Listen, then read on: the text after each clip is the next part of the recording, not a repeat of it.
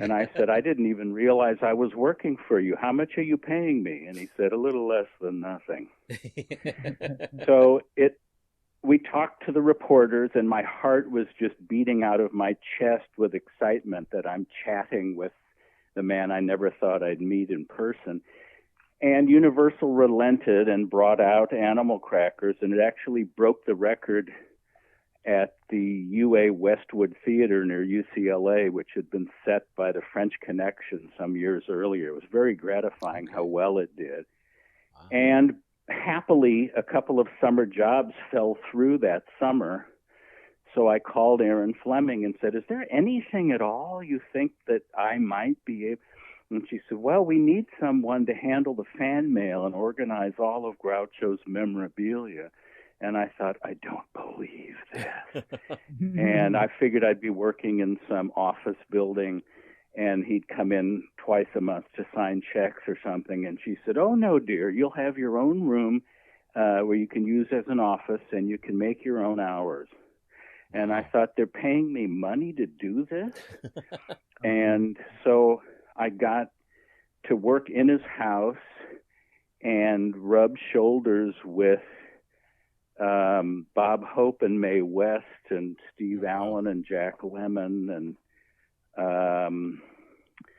the two brothers who were still alive, who were the straight men on stage and in the early films, Zeppo and Gummo. They lived in Palm Springs. So I got to meet three of the five Marx brothers, although they weren't the most famous three.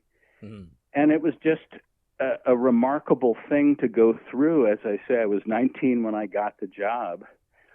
And then, the bittersweet part was getting close to my hero as he's fading out, because he was in his mid-80s and had had health problems and was sort of slowly fading out. And then also Erin Fleming was an extremely volatile, mercurial personality with genuine mental health problems. So it was hard staying on her good side, but somehow I managed to be the longest surviving employee.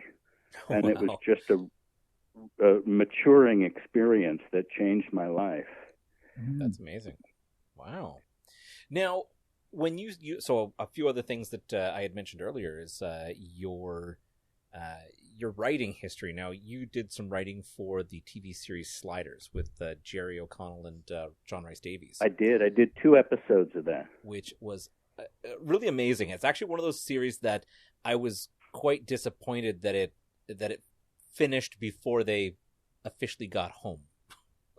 Yeah, and it was well, it's always a dicey proposition. You get to the end of a season and you don't want to wrap up the whole story, but then if it isn't renewed, you're left hanging. Yes. Unless they end up doing like a TV movie where they solve some of those things. But I guess there wasn't sufficient interest as far as the honchos were concerned in spending any more money on it. But there's always fans. Anytime you cancel a show, there's always fans who say, you can't do this, it's my favorite show, and they send petitions, kind of like I did with Animal Crackers, except it doesn't always work. Sometimes another network will pick it up, and I think Sliders slid around a few networks before it finally wrapped up. But yeah, that's one of the things that happens is, I mean, I guess on Lost in Space, didn't they remain lost in space? It's true. Yep. And then the funny thing is they even did... The Robinson family is still out there with the robot and Dr. Smith. And they had even done that follow-up movie with Gary Oldman, and then they were still in Lost in Space. Oh, yeah. and then now there's the new series where they're lost in space. So maybe that's the thing. The series is pretty good, too. Yeah, it is really good. Maybe the whole point of a title like Lost in Space means you just don't get home. Yeah. Otherwise, it's lost and found in space, right. And then it's a period at the end of the story. Yeah, made it home. Yeah. We should make a show called You'll Never Guess How This Ends. Now we'll reminisce about Huh? I was saying we should make a show called You'll Never Guess How This Ends, and then just that would be great. For as many seasons as we want. That's right. So even It's when a you feel mystery like show. We don't owe you an explanation. yeah, you know what would be a good screw job on that one is if it ends the way it began. Well, that's very Twilight Zone-y. Yes. You know, it's like the Here We Go Again, or it was all a dream, or something like that. Exactly, 100%.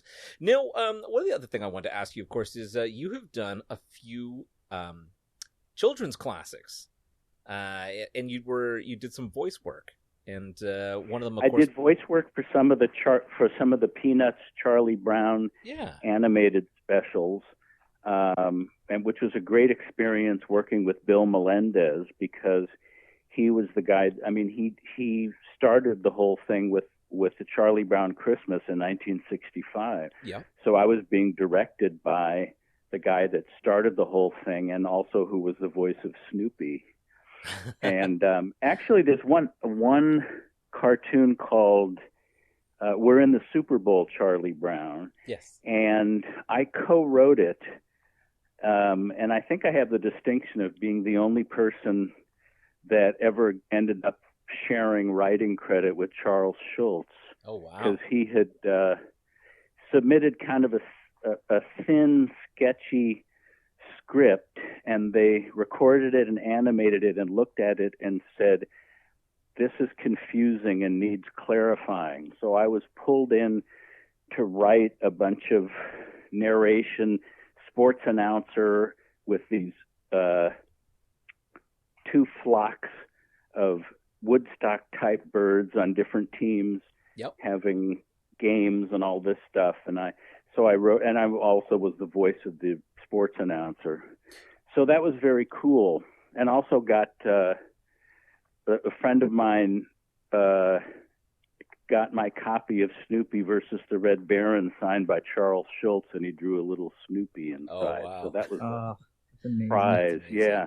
One of the things I find super funny about that is that you have the characters that outside of the children, there generally isn't any voice. It's generally just like that trombone trumpet sound that's constantly played. So to do an announcer, or I believe you also did the episode with Snoopy's family reunion.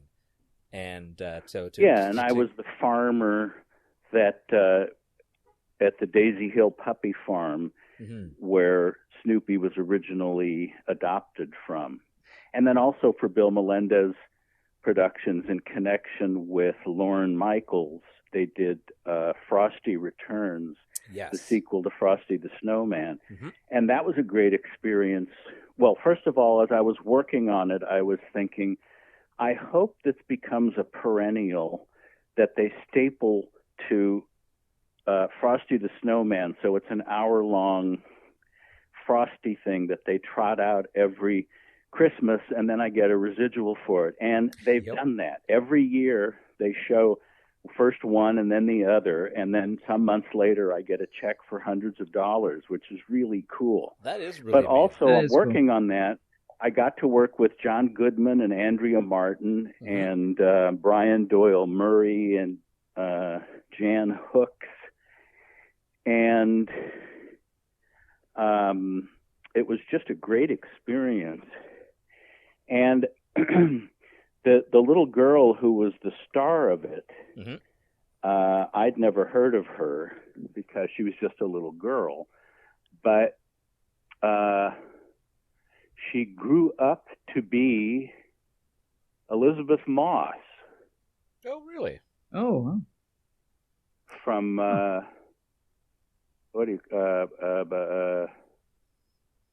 Handmaid's Tale. Yeah. And Mad Men and other stuff. But at the time, she was just like this really talented 7-year-old girl. Wow. But for me, it was... Invisible Man, right? She just did Invisible Man. Is that?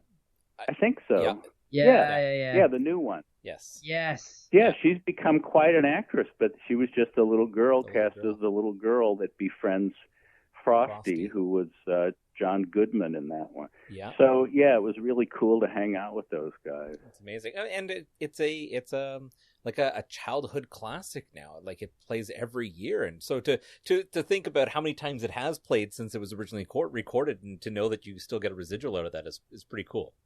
Yeah, that was like the late '80s. Yep.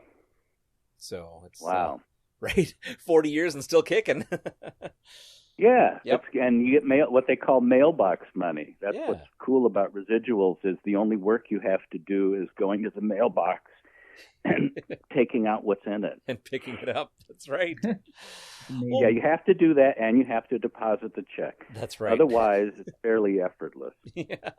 But it's nice to know that it still comes in, and especially after all this time. And, I even have my kids watch that show every year. So it's it was exactly what I hoped would happen. It was the sequel to Frosty, and I thought maybe every year when they show Rudolph and they show Charlie Brown Christmas and they show Frosty, it'll be the 8:30 to 9 second half hour after Frosty the Snowman, which, dates back to like 66 or something.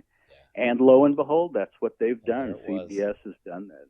Wow. That's anyway, good one to be in. Yeah. So let's jump into our second half of our show where we have our rapid fire questions. 1939. Yeah. Wait for it. Maybe. Oh, I'm sorry. So for our listeners who are just turning in for the first time, rapid fire questions where Matty G will ask Steve 20 quick questions and he just gives us the first thing that comes to his mind. Yeah, and we say rapid fire, but take as long as you need. Yep, there's no pressure. There's no stopwatch happening. Rapid fire questions. All right, here we go. Question 1. Yes. What made-up word would you register into the English language? And fucking. I don't. I came up with that. I said we are in a spot now where we are truly fucking by what is going on. Now I'm assuming I can't say that because of course your show is the freaking awesome podcast, and if it were the fucking awesome podcast, I would be offended, my delicate sensibilities. But since it's freaking, anyway, and fucking is the word that I would come up with. That is the best word yet.